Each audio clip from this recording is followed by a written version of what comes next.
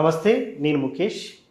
గోకర్ణ గౌరవాన్వితులు, శాక్తేయ సహస్ర కిరణ బిరుదాంకితులు, శక్తిపీఠం వ్యవస్థాపకులు పూజ్యశ్రీ డాక్టర్ స్వామి శాంతానంద పురోహిత్ గారు మనతో పాటు ఉన్నారు. వారితో మాట్లాడే ప్రయత్నం చేద్దాం. గురువు గారు నమస్కారం. శ్రీమాత్రే నమః. నిత్య జీవితంలో కొన్ని తప్పులు చేస్తే మన ఇంట్లో ఉండాల్సిన లక్ష్మీదేవి ఉండదు, అంటే ఆర్థికంగా మనం డౌన్ అయిపోతాము, డబ్బు చేజారిపోతుంది, అసలు ఉండనే ఉండదు, దీనమైన స్థితికి దిగజారే అవకాశం ఉందని చెప్తా ఉంటారు. ముఖ్యంగా నిత్య జీవితంలో ఏ తప్పులు చేయొద్దు, ఏ తప్పులు చేయడం వల్ల మన నుంచి లక్ష్మీదేవి దూరం అయ్యే అవకాశం ఉంటుందంటారు గురువు గారు? చాలా మంచి విషయము. ఇవి మనకు తెలిసి కూడా మన చేతులారా లక్ష్మీ అమ్మవారిని మనం దూరం చేసుకుంటూ ఉంటాం. చిన్న చిన్న విషయాలు మనందరికీ తెలిసినటువంటివి, ఇవేమో పెద్ద వేద శాస్త్రాలు చదవాల్సిన అవసరం లేదు. అతి చిన్న మామూలు విషయాలు ఉన్నాయి. ఈ చిన్న చిన్న విషయాలను పాటిస్తే లక్ష్మీ అనుగ్రహాన్ని మనం సంపూర్ణంగా పొందవచ్చు. లేదంటే అమ్మవారు అంతే దూరంగా మన నుంచి వెళ్ళిపోతుంది. అందులో ఉన్నటువంటి ముఖ్యాంశాలు ఏమిటి అంటే, చాలా సందర్భాల్లో నేను ప్రస్తుతిస్తూ ఉంటాను. నిత్య దీపారాధన అనేది అత్యంత ముఖ్యమైనటువంటిది. దీపం లేనటువంటి ఇల్లు శ్మశానంతో సమానము అని మనకు శాస్త్రం చెబుతుంది, పెద్దల ఆర్యోక్తి. కాబట్టి నిత్య దీపారాధన అనేది తప్పనిసరి. కనీసం రోజులో ఉదయం పూట స్నానం చేసిన వెంబడే దీపారాధన చేయడం అనేది లక్ష్మీప్రదము అని మనకు శాస్త్రం చెబుతుంది. రెండవది, స్నానం చేయకుండా వంటలు వండుతూ ఉంటారు. ఆ రకంగా చేసినప్పటికీ కూడా అది మనకు అలక్ష్మి ప్రవేశిస్తుంది, లక్ష్మి వెళ్ళిపోతుంది. కాబట్టి ఎట్టి పరిస్థితుల్లో కూడా స్నానం చేయకుండా వంటలు వండకూడదు, స్నానం చేయకుండా భోజనము చేయకూడదు. ఈరోజు రేపు చాలా సందర్భాల్లో మనకు బెడ్ కాఫీలు, బెడ్ టీలు, బెడ్ టిఫిన్లు అన్నీ వచ్చేస్తూ ఉంటాయి. కూర్చున్న దగ్గరనే పళ్ళు తోమకుండా కూడా టీ కాఫీలు తాగేటటువంటి ఒక పద్ధతి ఇప్పుడున్నటువంటి సమాజంలో వచ్చింది. అలా చేయడం వల్ల మనకు లక్ష్మి అనేటటువంటిది పారద్రోలిపోతుంది. అంతేకాకుండా పెద్దలు మనకు చెప్పారు, మనము పడుకునేటటువంటి పరుపు ఏదైతే ఉంటుందో ఆ పరుపుపై కూర్చొని టిఫిన్లు కానీ భోజనాలు కానీ ఎప్పుడు కూడా చేయకూడదు. అది కూడా దారిద్ర్యాన్ని కొని తెచ్చేటటువంటి విషయం.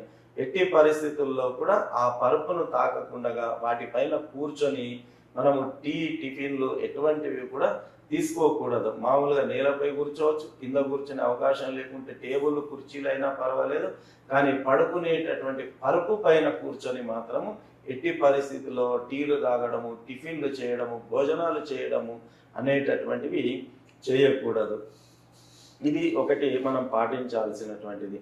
అంతేకాకుండా సాయం సమయం లోపల నిద్రించకూడదు. సాయం సమయంలో నిద్రించినా కూడా దారిద్ర్యం వస్తుంది, లక్ష్మీ అమ్మవారు వెళ్ళిపోతుంది. సాయం సమయంలో గోళ్ళు కత్తిరించుకోకూడదు, సాయం సమయంలో కటింగ్ చేసుకోకూడదు.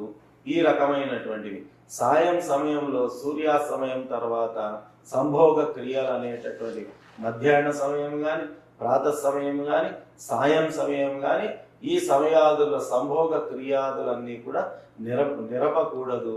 అలా చేసినప్పటికీ కూడా అది పితృదేవతల ఆగ్రహానికి గురి కావడము, తద్వారా లక్ష్మి వెళ్ళిపోవడం అనేటటువంటిది జరుగుతుంది.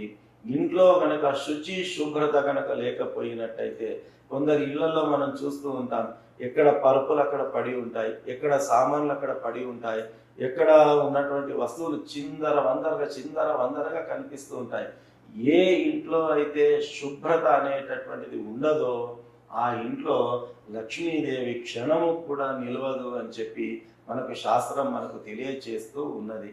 అంతేకాకుండా ఏ ఇంట్లోనైతే స్త్రీలు దూషింపబడతారో, అకారణంగా కన్నీళ్లు వాళ్ళు కారుస్తారో, ఆ రకంగా ఇంట్లో ఉన్నటువంటి మాతృమూర్తులు కన్నీళ్లు రాలిస్తే కూడా ఆ ఇంట్లో లక్ష్మీ నివాసం ఉండదు అనేటటువంటిది శాస్త్రం మనకు తెలియచెబుతుంది.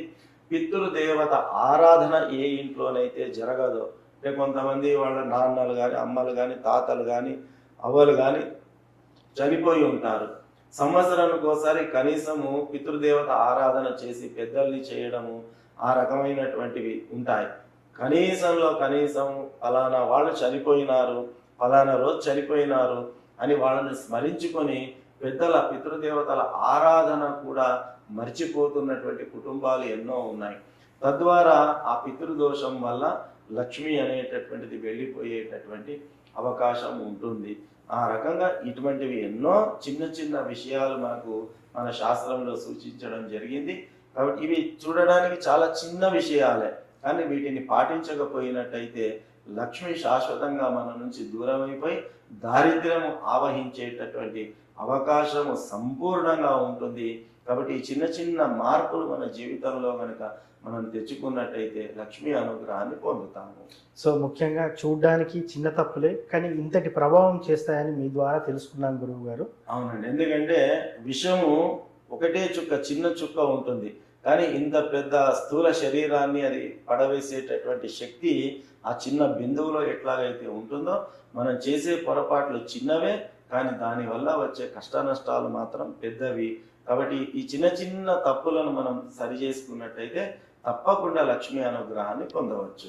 సో ముఖ్యంగా నిత్య జీవితంలో ఇలాంటి తప్పులు చేయడం వల్ల ఇంట్లో లక్ష్మీదేవి దూరం అయ్యే అవకాశం ఉందని చాలా చక్కటి వివరణ ఇచ్చారు. ఇప్పటికైనా ఈ వీడియో చూసిన వాళ్ళు అలాంటి పనులు మానుకొని చక్కగా లక్ష్మీదేవి స్థిరంగా ఉండే నివాస స్థలం ఏర్పాటు చేసుకుంటారని అనుకుందాం గురువు. ధన్యవాదాలు. శ్రీమాత్రే నమః.